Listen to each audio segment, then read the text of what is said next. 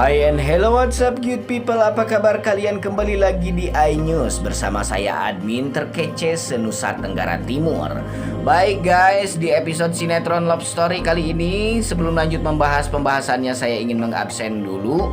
Kalian para penggemar sinetron Love Story dari mana saja? Apakah asal daerah kalian sama seperti Mimin, yakni berasal dari Lampung? Ataukah kalian dari daerah mana saja yang berada di negara Indonesia ataupun di luar negeri bahkan mancanegara?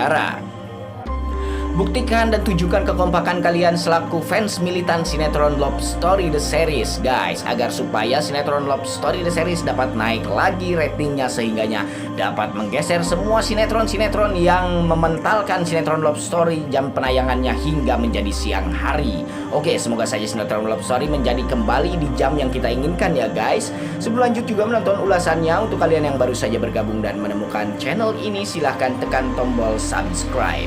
Aktifkan juga lonceng notifikasinya agar kalian tidak ketinggalan video dan info-info menarik seputar persinetronan Indonesia kesayangan kalian. And check it out.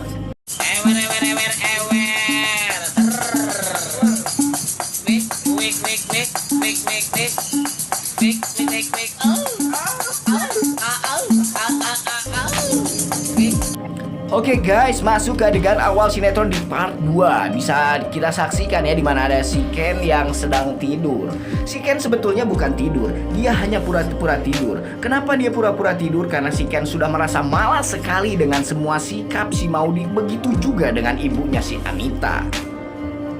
Si Ken sangat marah sekali karena Maudy tega-teganya menyebar video di akun Instagram dan juga Facebook pribadinya ketika dia bermesraan dengan si Andre di bawah sebuah payung dan ditemani oleh kerumunan hujan. Bagaimana tidak, si Ken sebagai seorang suami melihat adegan panas dan romantis tersebut pun tidak merasa tersinggung dan cemburu sekali. Ken pasti bertanya-tanya di dalam benak dan pikirannya, apa maksud Maudy? Apa juga yang si Maudy inginkan? Ken sekarang mulai bertanya-tanya keras di dalam pemikirannya. Apakah Maudy masih cinta kepada dirinya? Ataukah justru Maudy saat ini sudah menikmati kehidupannya sebagai seorang artis sinetron dan juga sudah melupakan dirinya sebagai suaminya yang pengangguran dan tidak berguna apa-apa?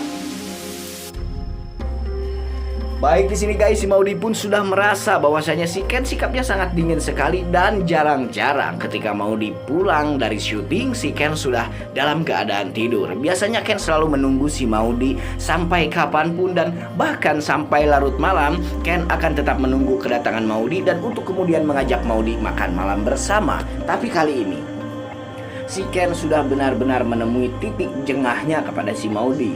Maudy yang mencoba merayu Ken dan berbisik ke telinga Ken agar tujuannya supaya si Ken ini dapat bangun guys. Tapi ya si Ken kembali tidak menghiraukan semua bisikan-bisikan dari Maudy tersebut. Karena si Ken merasa bahwa Maudy memang sudah jauh melampaui dari batas ketentuannya. Yang dulu Maudy dikenalnya sebagai sesosok perempuan baik, namun kali ini Maudy berada dalam pengaruh jahat buruk si tangkurak Anita Jepeu yang tidak seberapa itu. Maudy pun di sini muntah-muntah dan mual-mual guys. Di dalam hati dan benak pikiran Maudy berharap bahwa si Ken akan bangun ketika melihat si Maudy mual-mual dan nyaris muntah di tempat tidur. Tapi di sini Ken sempat melek sebentar lalu dia tidur lagi dan tidak menghiraukan Maudy. Ya, bisa kita rasakan ya guys sebagai fans sinetron Love Story bagaimana perasaan si Ken kepada si Maudy. Maudy bukan pura-pura bodoh, tapi Maudy benar-benar bodoh kali ini. Kita ke scan lain dulu guys, dimana ada si Vanessa nih yang sedang uring-uringan karena dirinya sudah beberapa hari tidak dihubungi oleh si Rama, baik via telepon maupun chatting di akun WhatsApp mereka. Mungkin saja si Rama di sini juga sudah sangat engah dan juga sudah sangat malas sekali dengan si Vanessa. Ya, ini merupakan keputusan si Rama yang paling tepat guys untuk memperlakukan si Vanessa sebagai ular berkepala 9. Di sini si Vanessa uring-uringan dan meminta mohon untuk si Rama menghubunginya. Tapi dengan catatan dia tidak mau menghubungi si Rama terlebih dahulu. Perempuan macam apa seperti si Vanessa ini? Dia yang bersalah tapi dia juga masih tahan harga dan tidak mau meminta maaf terlebih dulu. Saat si Vanessa sedang uring-uringan karena si Rama tidak mengechatnya sejak lama, datanglah si Naura dan Maira yang mengganggu mereka. Nah, si Vanessa di sini tambah kesal sekali guys dengan keberadaan si Naura dan Maira. Akhirnya si Naura dan Maira berteriak memanggil Tante Safira karena si Vanessa mulai ingin memukul mereka berdua. Tante Safira pun datang dan menyuruh Naura dan Maira untuk minum susu. Nah, di sini Tante Safira pun memarahi si Vanessa karena Vanessa perbuatannya sungguh tidak beradab sekali sebagai seorang yang dewasa untuk sikapnya kepada anak-anak. Oke guys, saya sudah jijik sekali sebetulnya kepada si Vanessa, tapi ya biarlah. Si Vanessa juga mungkin sudah jijik kepada dirinya sendiri karena dia tidak berhentinya menjadi orang jahat. Baik, di sini si Vanessa pun langsung menghubungi dan menelpon si Tangkurak Dinda yang berkepala dua juga guys. Di sini si Vanessa meminta si Dinda agar supaya si Dinda membujuk si Rama dan mengatakan semua keluhan-keluhannya tentang hubungannya dengan Rama. Si Vanessa berkata kepada si Dinda bahwasanya dia menelpon Rama tapi tidak diangkat-angkat, padahal dia belum menelpon Rama sama sekali. Nah, disinilah adu domba kembali dari si Vanessa untuk si Dinda dan anaknya si Rama.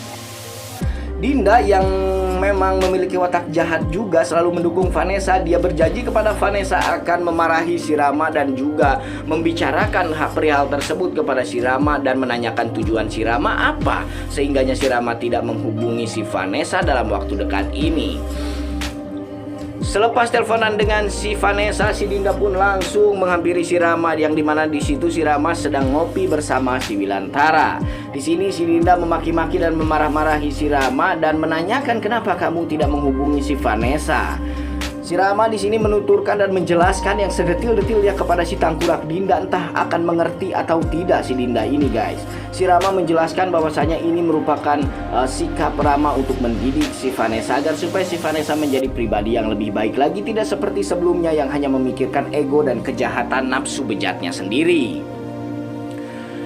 Si Rama pun mendapat pembelaan dari si Wilantara guys. Wilantara membenarkan semua omongan Rama itu. Rama memang harus bersikap seperti itu karena memang orang seperti Vanessa harus dididik. Seorang laki-laki harus tegas seperti saya kepada kamu, kata si Wilantara kepada si Dinda.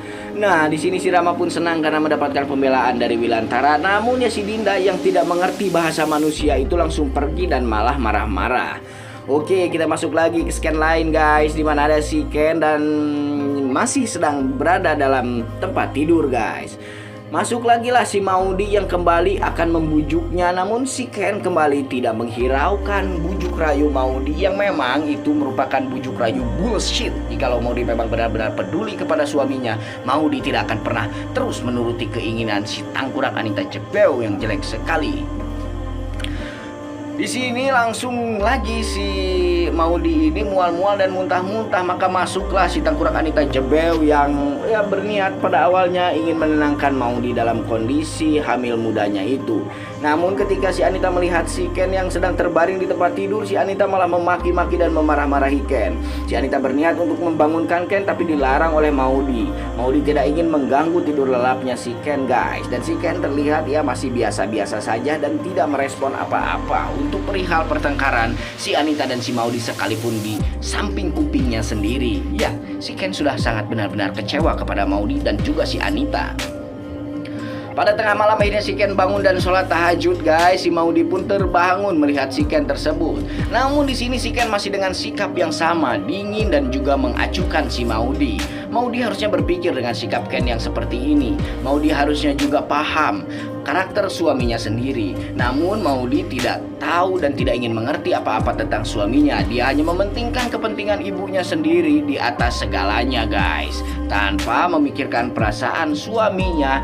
Bagaimana ketika suaminya melihat keromantisan Maudi dengan Andre di lokasi syuting. Oke guys, di sini si Maudi pun akhirnya menyerah dan ya kita bisa melihat guys, sampai kapan Ken akan benar-benar bertahan seperti ini. Jikalau Ken tidak mengajak Maudi pergi dari rumah si Anita, maka Ken juga akan terus merasakan penderitaan yang sama setiap harinya dan dalam jangka waktu yang lebih lama lagi. Oke, semoga Ken secepatnya mungkin mengambil tindakan agar supaya mengajak Maudi pergi dari rumah si Anita dan jangan menghiraukan si Anita mau bunuh diri kayak mau dipenjara kayak bodo amat. Nah, itulah sikap yang terbaik oleh Ken dan juga itu bisa mendidik Maudi agar supaya Maudi bertindak lebih tegas lagi sebagai seorang istri dan juga seorang anak terhadap ibunya. Sampai di sini dulu berita dan ulasan alur ceritanya kali ini dari saya. Sampai jumpa di video-video selanjutnya. Jangan lupa like, komen, dan subscribe.